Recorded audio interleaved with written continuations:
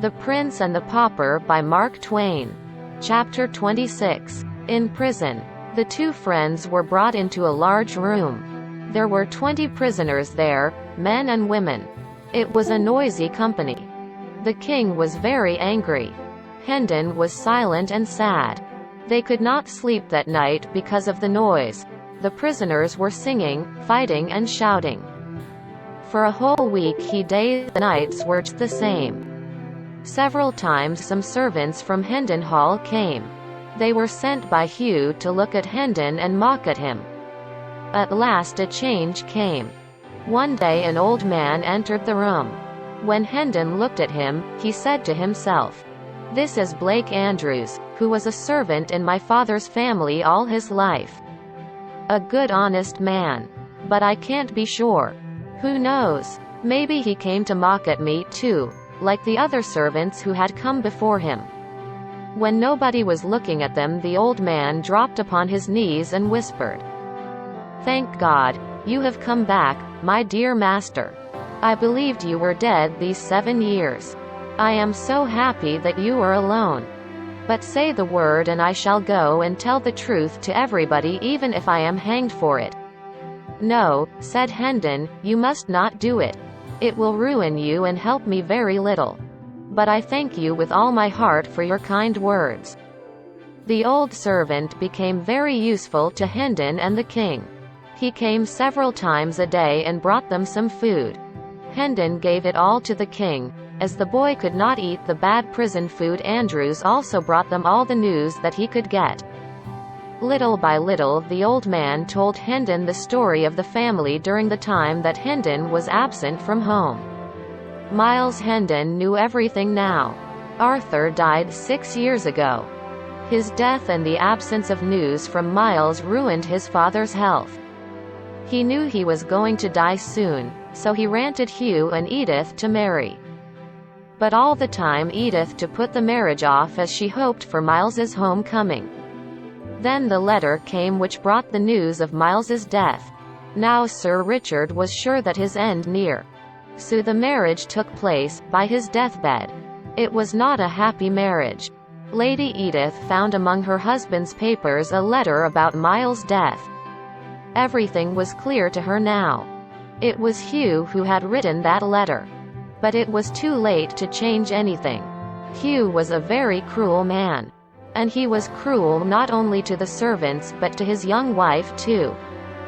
Once the king got interests in the old servant's talk. "People say that the king is mad," said the servant, "that those who speak of it are hanged." His Majesty looked at the old man angrily and said, "The king is not mad, good man, this news is false." "What does the lad mean?" said Andrews. As he got no answer, he went on with his news.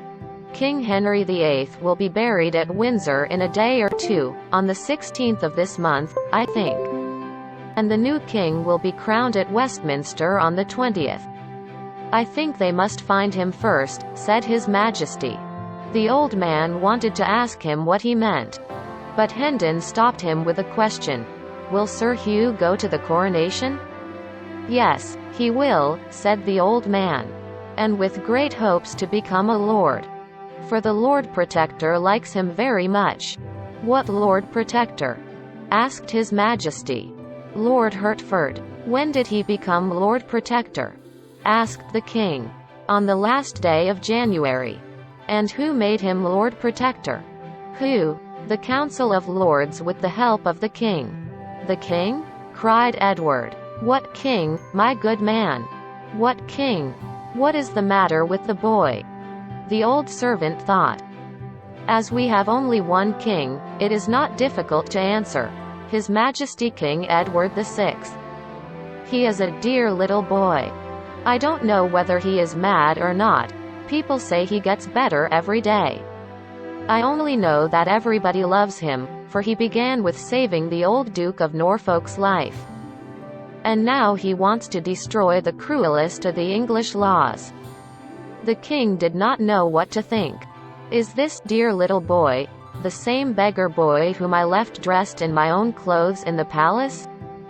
It does not seem possible, for his manners and speech were quite different from the manners and speech of the Prince of Wales.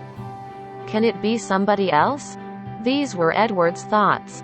The more he thought about the news, the more he wanted to get to London.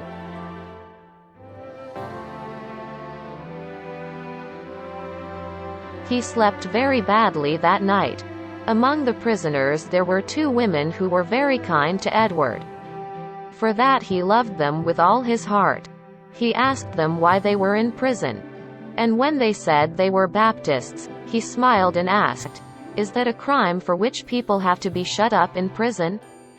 I am sorry, for I shall lose you soon. They will not keep you long for such a little thing." They did not answer. "Tell me, what will they do to you?" cried the king. They tried to speak of other things, but he went on, "Will they beat you?" "No, no, they will not be so cruel. Say they will not." One of the women said, crying, "Oh, do not think of us. Dear boy.